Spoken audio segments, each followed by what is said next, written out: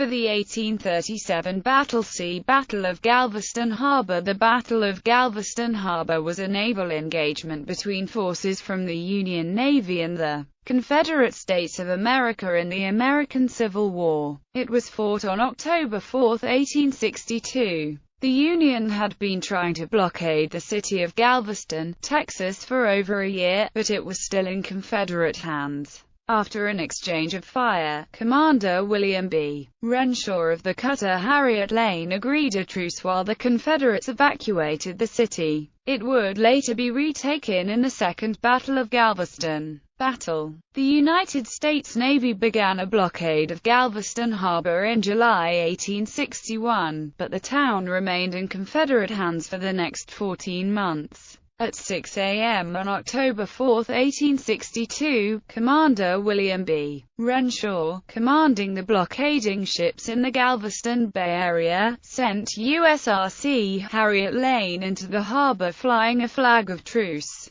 The intention was to inform the military authorities in Galveston that if the town did not surrender, the U.S. Navy ships would attack. A one-hour reply would be demanded. Colonel Joseph J. Cook, Confederate military commander in the area, would not come out to the Union ship or send an officer to receive the communication. So Harriet Lane weighed anchor and returned to the fleet. 4 Union steamers, with a motorboat in tow, then entered the harbor and moved to the same area where Harriet Lane had anchored. Observing this activity, Confederates at Fort Point fired one or more shots and the U.S. Navy ships answered. Eventually, the Union ships disabled the one Confederate gun at Fort Point and fired at other targets. 2 rebel guns from Fort Bankhead also fired at the flotilla but did no damage and were ignored by the Navy. A boat that Colonel Cook had dispatched now approached the Union vessels and 2 Confederate officers boarded us Westfield.